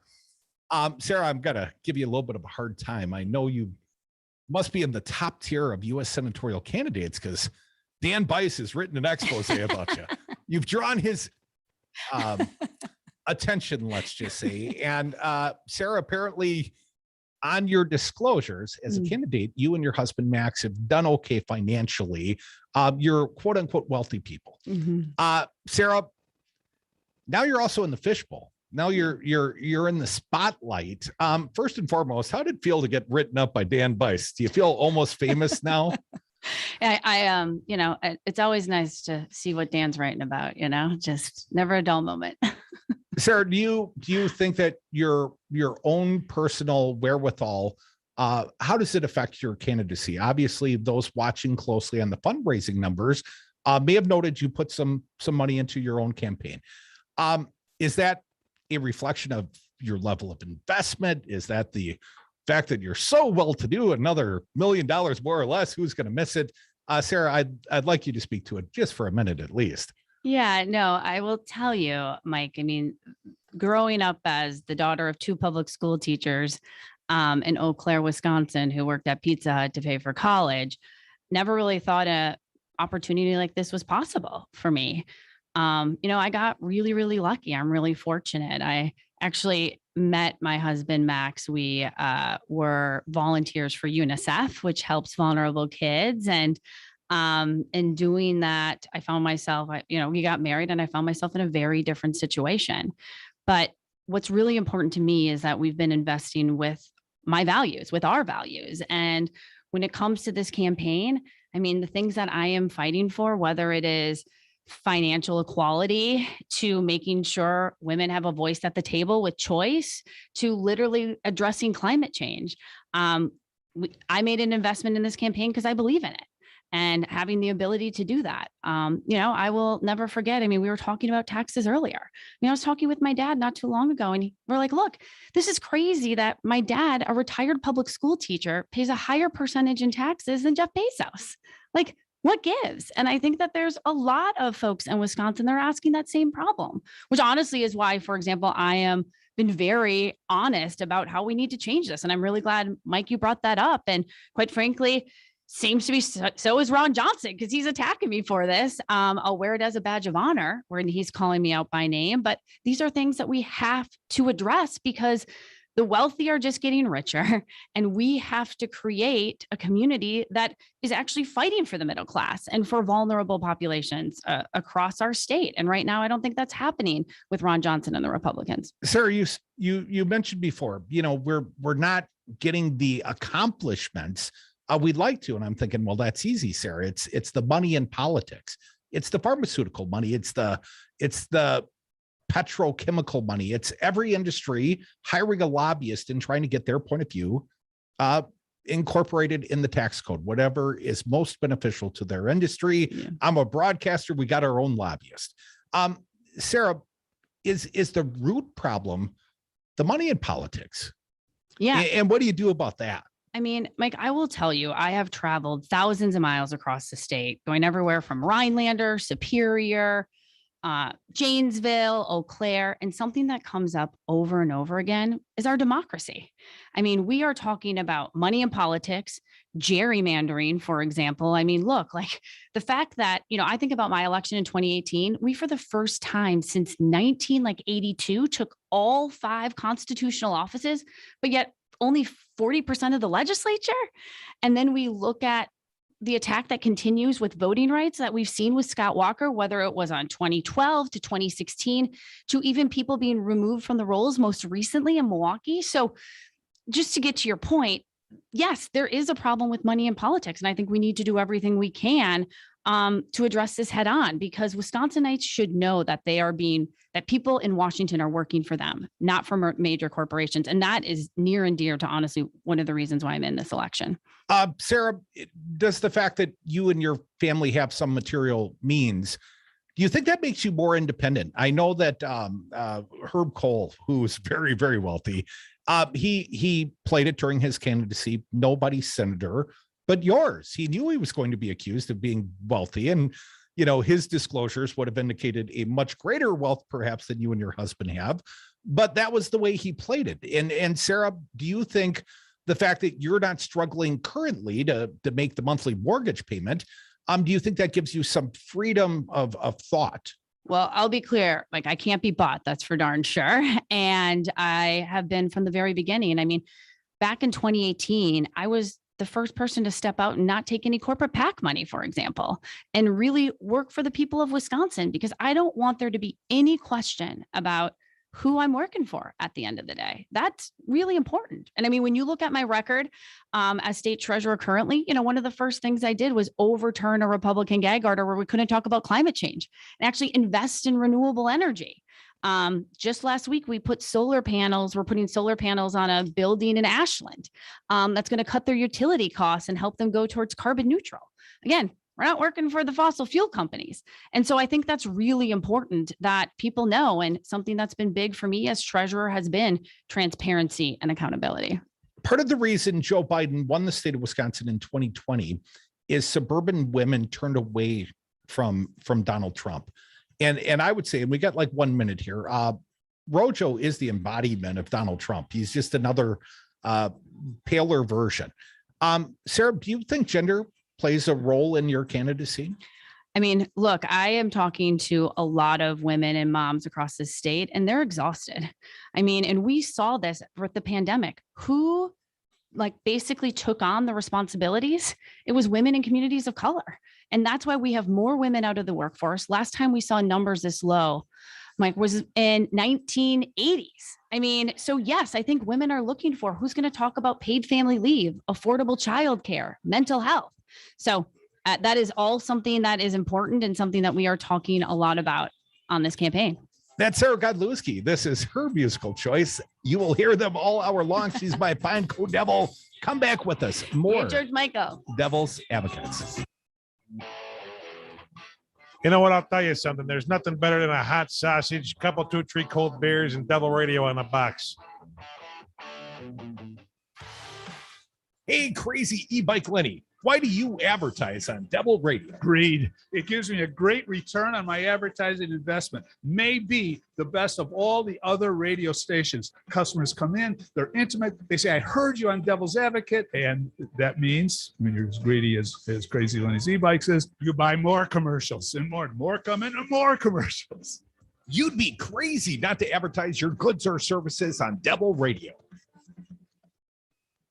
You know what I love about Devil Radio listeners? You don't shy away from talking about what's important to you. And when you choose Evolution Financial to manage your wealth, you're gaining a partner who will truly listen. If you're looking for a fee-only, fiduciary, independent financial advisor who's also a certified financial planner professional, contact me, Sue Peck. Do a search for Evolution Financial Madison, and if you fill out my contact form and tell me you heard me on the radio, I'll send you a scheduling link just for Devil Radio listeners. Evolution Financial is a registered investment advisor. Doomsday warnings on the environment. I'm Jackie Quinn with an AP News Minute.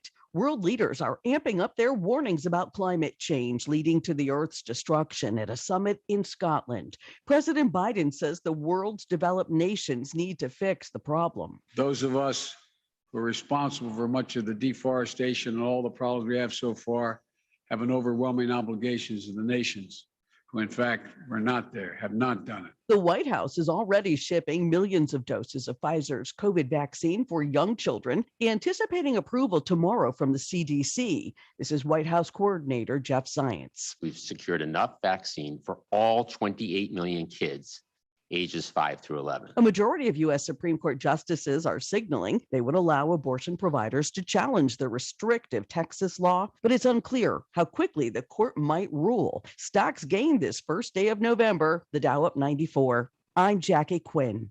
Did you know Prilosec OTC can stop frequent heartburn before it begins? Yep, I said before. Block heartburn at the source by taking the Prilosec OTC 2-week challenge. With just 1 pill a day, you get 24-hour heartburn relief. That's all day. Start the 2-week challenge today at prilosecotc.com and live heartburn free. Just 1 pill a day, 24 hours, 0 heartburn. It's possible while taking Prilosec OTC. Use as directed for 14 days to treat frequent heartburn, not for immediate relief. Finding the right Medicare plan may feel impossible, but now it's anything but. With Walgreens Find RX coverage tool, you can compare plans online, over the phone, or in person, making Medicare easier than ever. Easier than picking which true crime doc to watch, figuring out that Wi-Fi password, or putting the duvet cover back on. So if you can do those things, with Find RX coverage, you can definitely Medicare. Find the plan that's right for you by visiting walgreens.com/Medicare.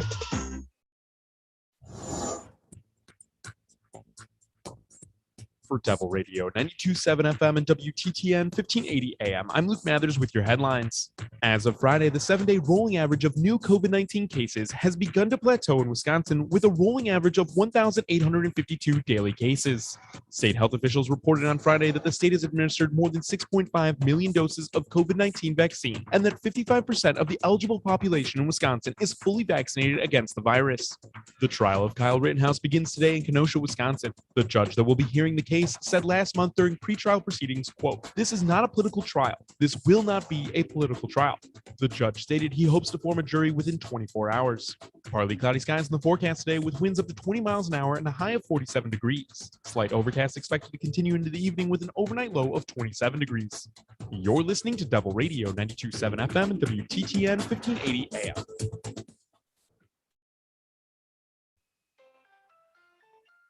I don't know if you know the Devil's Advocates, but the show is kind of a big deal.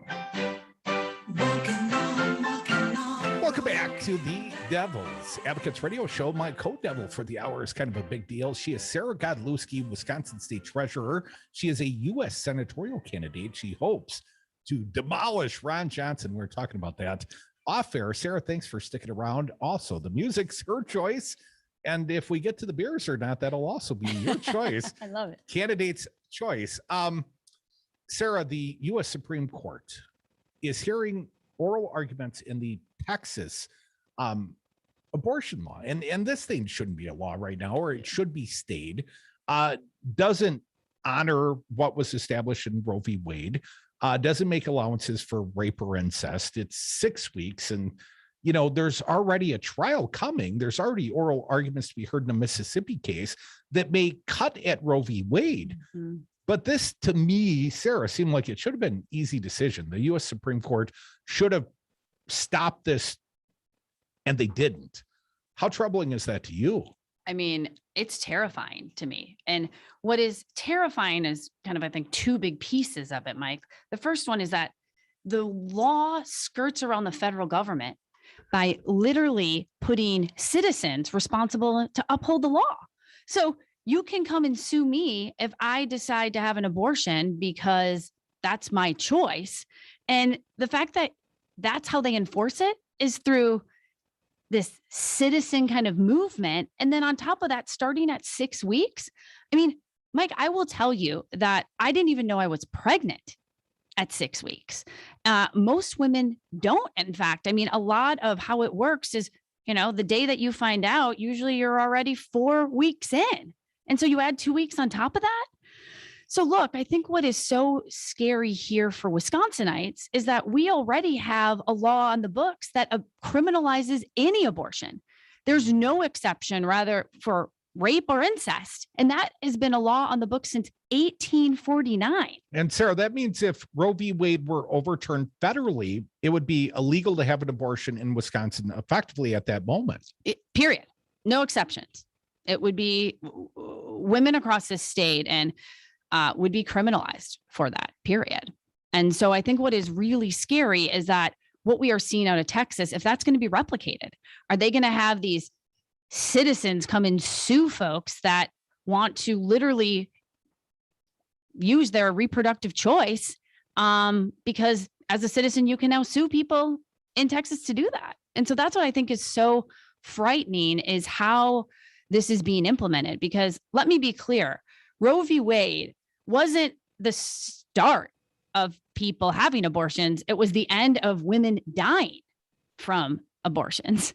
And so we've got to be very clear about that. Sara, how do you think women are reacting to this? You probably have talked to more women of late than I have, except on the radio. It seems like a very driving issue. Obviously, Republicans have used these sort of social wedge issues, and I would say be careful what you wish for. They have raised so much money and so much anxiety over the single issue of abortion through the course of years. But you take away women's reproductive rights, I got to think you're motivating like 51% of the electorate. Sara, what will be the electoral response of women specifically, to your opinion? I mean, I have been traveling the state and seeing just the motivation that women across the state and folks that are supporting women in this concern, because we saw these reproductive justice marches that were going on, and they were happening in places that we haven't seen organizing like this before. Whether it was, I went to Oshkosh, Wisconsin. They had a great reproductive justice march, and women who have never organized before were first-time organizers. They had a great crowd, and they were thinking, what can I do next? And they were all in on this election. And this is a year ahead of time. And that's the kind of energy we need when you are only winning by 3 or 4 votes per precinct in Wisconsin. I think this is going to be a real tipping point for voters, because they don't want government in their business like that. And I think that we have to be very clear. And something that has bothered me, Mike, is how reproductive freedom has been an afterthought. It's kind of like this extra credit project in Congress. We're like, oh, we're going to do all these other things, and then maybe we'll codify it into law. And enough is enough. I mean, the fact that we have now had 50 years of Roe, and that we could be taking a step backwards, we got to stop and make sure that this is now the law of the land, and Congress has got to be positioned to do that. Well, Sara, you know the current makeup of the Congress and the Senate, of course. It's not going to be codified into law, not unless they throw out the filibuster and pull a couple of obstructionist Dems along, let's just say. And that seemingly is not happening, or we'd have an infrastructure bill in place. Sara, if we can't assume that it will be codified into law, the Supreme Court has definitely been changed. I mean, the whole reason I think that Ron Johnson won election is they made the blocking of Merrick Garland and the fact that they wouldn't accept Garland, they wouldn't give him confirmation votes. That was the issue that helped propel Ron Johnson to election in 2016. And obviously they've effectively stolen a seat. Now it's 6-3, Sara. Yeah. And Kavanaugh and Coney Barrett. I mean, this is a different court that even Obama had a few years back.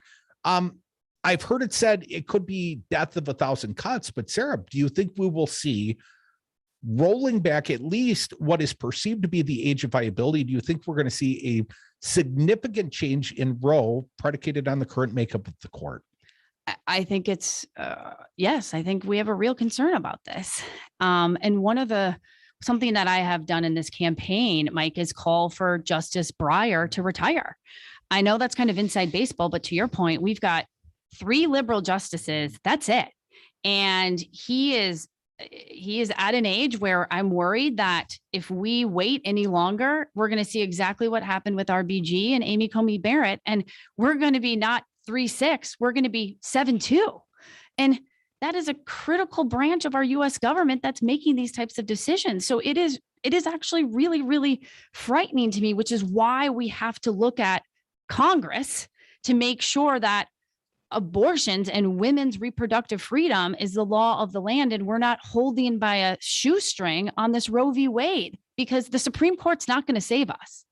Well, I thought earlier today, the Supreme Court effectively, at least the early reports I had seen, the oral arguments in the Texas law, it seemed like they were saying, well, maybe the abortion providers do have standing and should be able to sue to overturn this law. But of course, the law in and of itself is in contrast to the current law, in contrast to Roe.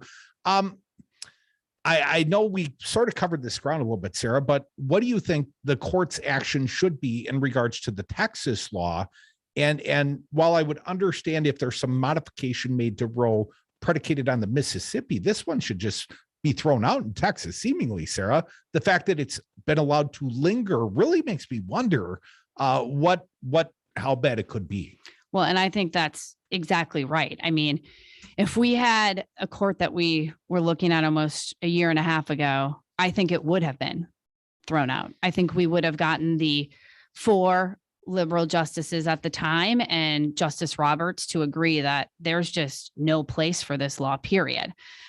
Because knowing that it can be replicated across the country, and it is this workaround on Roe. I think the other thing is the fact that they're going to hear the Mississippi case is also a real concern. Now, testing Roe from 20 to now 15 weeks. And I think that also is going to have a big impact on the way we think about women's reproductive health. Sarah, I teased you. I said, I don't have enough female voices on the air because lots of men with egos. We all like to hear ourselves talk. And I don't see a ton of female candidates. And you're not the only female candidate in the U.S. Senate race, but you're the most prominent. You hold statewide office. And Sarah, you've got the support of Emily's List, and this is a very prominent organization. Not to overdo the whole gender politics thing, but Sarah, obviously we all, or at least if you want to win election, if you want to win the primary, you got to find your quote unquote lane. You got to find your support amongst this Democratic tent of herding cats. So is this your lane? Does it start with your gender? I mean, look, I think that if there is something that I have learned throughout my time, whether it's at the Pentagon to being a woman in finance, I have seen firsthand, if you're not at the table, you're on the menu. And the fact that we are, for example, still fighting to make Roe v. Wade the law of the land and codifying it is an example that we don't have enough women's voices. I mean, look at the infrastructure bill that we are talking about right now, Mike. I mean, what was one of the first things that they cut was paid family leave. I mean, we should have learned after this pandemic, the fact that more women are out of the workforce. And this last jobs report still showed women are not going back to work. And it's because they don't have policies to support them, like paid family leave and affordable childcare. And they're the ones that take on those responsibilities. And I think if we had more working moms, for example, at that U.S. Senate table, these would not be nice to haves as they're currently seen by this U.S. Senate. They would be critical for our economic security. And that's what it is. It's about economic security. Women make less to the dollar, but yet they're responsible for taking care of kids. And they're often on the front lines when it comes to healthcare workers. And so I just think the whole conversation that we would see would be very different if we had equal representation. Do you think we would have better governance with more women in governance? Well, look, I will point out this. We have seen a 50-50, so 50% men, 50% women in like the Colorado legislature. And I think now they're like 60-40. They pass more bills than any other legislature in the country. I don't think that's by coincidence, Mike. What's the joke? Do you want to see the man in charge or the woman that gets things done? 844-967-2789. I got to find Code Devil for the entire hour. She is Sara Godlewski. She is the Wisconsin State Treasurer and also a fine U.S. Senate, easy for me to say, senatorial candidate. I hate Mondays. Sarah, I appreciate you coming down to the Madison studios. I did see, I think we must be friends on social media because I saw your little guy, your little cheese curd was out trick or treating. And I know you affectionately refer to your son as a cheese curd.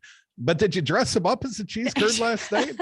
I sure did, Mike. My little 6th generation cheese curd was literally a bag of cheese curds. And it was so funny. So I was proud. I'm not real arts and crafty, but I did put my best foot forward and I dressed him up in a yellow sweatsuit. And then I had him wear a clear garbage bag and I stuffed it with balloons and I kind of duct taped it on the top. And we, of course, have a good Green Bay Packer cheese head. And that's what he was for Halloween. He was a bag of cheese curds. And Sarah, obviously, just a few weeks ago, National Cheese Curd Day, something of the sort. The Culver's, the Curder Burger, it was a sensation. And I gotta ask, it kind of speaks to your campaign.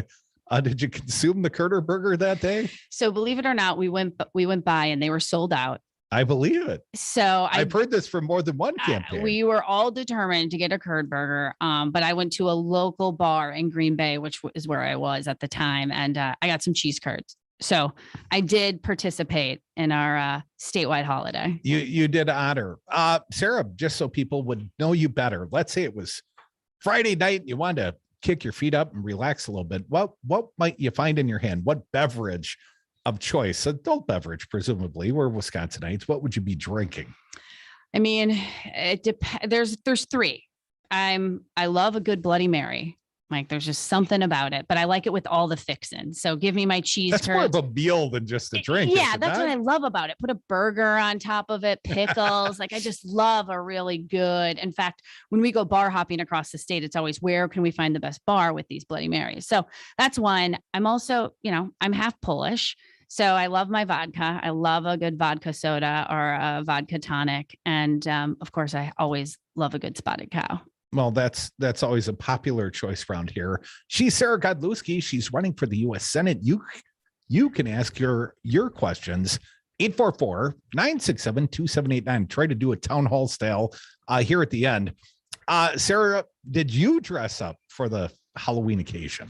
Well, so I was the dairy farmer, of course, with my cheese curd son. So that's what we wear for Halloween. And did you trick or treat? I had lots of little shavers. I didn't even know. We must be turning our neighborhood again. Like a new generation of young trick or treaters. We had like 25 or 30. We actually had a lot more than the past 2 years, which was exciting to see. I think so many kids dressed up and just ready to trick or treat. It was fun. Enjoy it at this age because, now my youngest is 15. They went out last night. I'm like, put on a mask or something. I hope they turn you back at the door, boy. Sara Godlewski, stick around. More Devil's Advocates. One last segment. You better call now. 844-967-2789.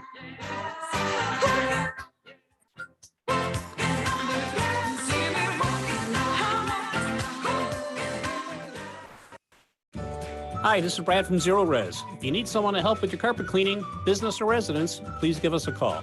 We have the best system available and an amazing team of friendly technicians. Call us at 848-9000 or schedule online at zeroresmadison.com. At Knuckleheads, our knowledgeable staff knows the ins and outs of CBD. Whether you're a veteran of cannabis like the Devil Radio team or a first-time customer, the Knuckleheads team has the information to answer all your CBD questions. Never heard of a tincture? We got you covered. Looking for something to address those achy joints? We got just the thing. Stop into our new location at 520 State Street and mention Double Radio to our knowledgeable staff to get 15% off your order today. Knuckleheads, your one-stop shop for CBD in Madison. Hey, this is Rocker, and I'm back on the patio at Salvatore's Tomato Pies on East Wash. I'm having a brand new cocktail you just have to try. It's called Divide and Concord. It features Rocker vodka along with Concord grape, thyme, St. Elizabeth's dram, and a touch of lemon lime. Ask for it by name, Divide and Concord at Salvatore's Tomato Pies.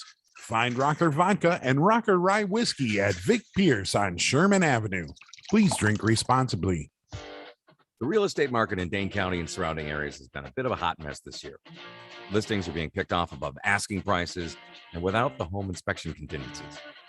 I'm Todd Osborne, owner of Orion Inspections. And even if I weren't a home inspector, I'd still cringe a little if any of my friends or family tried to buy a home without an inspection. Let's take a good hard look at that house before you sign. Want to know more? I'm here to help. OrionInspections.com. That's Orion, like the constellation, inspections.com. Greetings, everyone. This is Nate Tim inviting you to my show, Lay of the Land, about life and politics in rural Wisconsin. Join me every Thursday at 7 p.m. Join me this week for my special guest, Jerry Apps. See you then. When you're gonna turn on the radio, you gotta listen to Devil Radio 92.7. Malarkey. The Devil's Advocates invented malarkey. Welcome back to the Devil's Advocates Radio Show. Had a fine co-devil the entire 4 o'clock happy hour. She is Sara Godlewski, a U.S. senatorial candidate. She's here right now. And we called for the callers, and I see a few have responded. So we're going to go there next.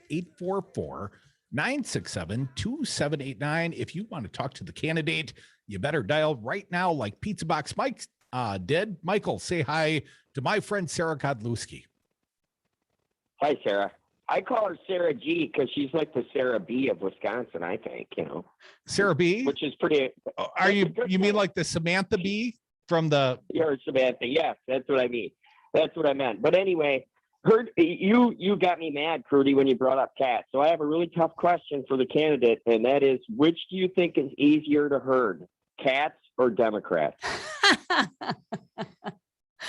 Oh my gosh, Mike, that's a really good question. As also a former cat owner, I now only have a dog, but I think that I would actually. Oh, my cats are upset. My cats are sitting in the cat tree, and they're not happy with it. But no, that's okay. I'll get them calmed down. I do love cats, though. I would say it's probably harder to herd the cats than Democrats, or maybe it could be a tie every once in a while. Michael, No, any I love political herding questions, cats. fella? I'm telling you, I'm upset. I've herded cats my entire life. I can't get Democrats together, so I'm going to have to disagree. But no, I'm trying to keep it light, Rudy. Come on. Appreciate the call. Pizza Box Mike. We'll take a few more. 844-967-2789. Barb on the north side. Say hi to Sara Godlewski. Hi, Sarah. How are you? Good, Barb. Thanks for calling. I talked to you at Warner Park, and I supported your election for your current position. And I really wish you would stay in your current position because I think you have done a fine job for the state of Wisconsin. But However, Barb, if she stays in her current position, she can't be a U.S. senator, and we need more Democratic U.S. senators. This is true. So my question to Sarah is, how do I decide between you and Mandela Barnes? Well, Barb, I will. Thanks for the call, Barb. Yeah, I think thanks for calling. And I will tell you, for me, I think there's a few things. When I talk to Wisconsinites, they want someone who's a demonstrated fighter to get things done. And it's not my first rodeo leading elections. I fought Scott Walker when he tried to get rid of the state treasurer's office, and everybody told me there is no way that we could beat him and actually keep the state treasurer, our fiscal watchdog, as part of the state government. And I said, watch me. And we took 62% of the vote. And then when I stepped up and ran as state treasurer, flipped 9 Trump counties and took more of the vote share than the governor, lieutenant governor, and attorney general in a down ballot race that people said no one cares about. And I think, when we look at what has happened in Wisconsin, when the Republicans have literally did not work for 300 days.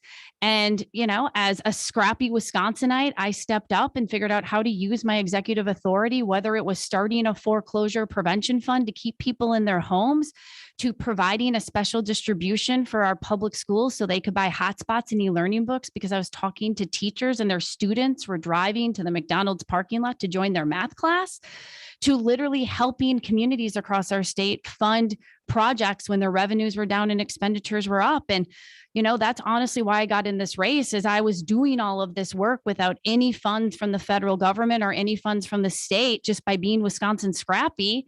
And I was watching Senator Ron Johnson take a private plane from his hometown in Oshkosh, getting on the Senate floor and saying Wisconsinites don't need any help.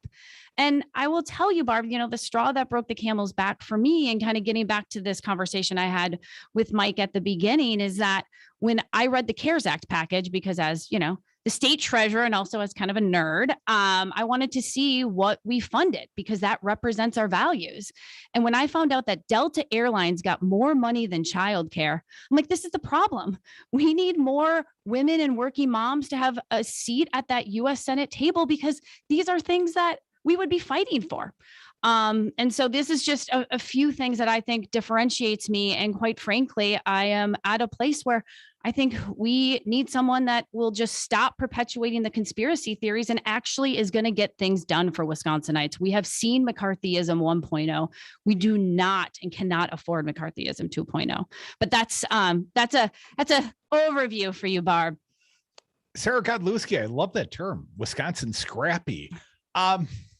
Is that how you think of yourself? Are you a scrappy person? How would you self-describe? Yeah, I mean, I feel like I've always been a scrappy person. Did you play sports? I did play sports. What was your sport? So I played basketball.